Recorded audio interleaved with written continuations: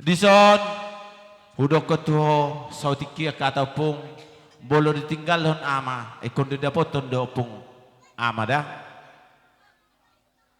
Artina nga ditinggal hoko among mo siya na eraso. Ikon dapat tonom mo duhami among mo dison. Memang ko pung nang diboto hodo beja buku mang di dia. Sukum berekom marsogot ikon lado hita abang tuja bunu puki.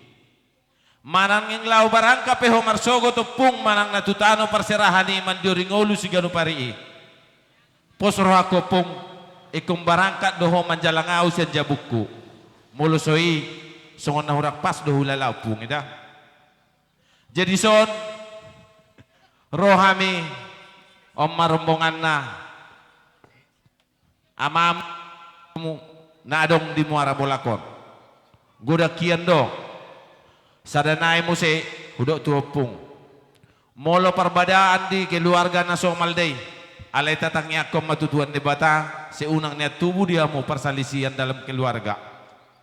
Mudah-mudahan ya keluarga na berbahagia gabi jol masih tiruh kamu di masyarakat terlalu bima di jolun itu ata. Di siopung buladok sekal dalam keluarga muna marsogot unang itur tu eraso hopung. Dah ikut tuja buku dah perjolo bolo marselisi odok sibereo. Unang itur lau tu eraso borat tiap patureo ni. Bolo tuja buku murahian ekel dah bait tu berekon udah poti leki marsogot. Nunga. Jadi son rohami nikpasahaton ulos ima di siala nung manjalo pamasu-masu pardong pasari peo konakon opung doto bere siap bagas joroni tuhatta marhite na posonai di son unang bereng opung nilai ni uloson asa songon ni sidok inda tua tioai di sumur iya ganjang tioai di sumur ganjang ai di bondar luhu na masih ganjang umur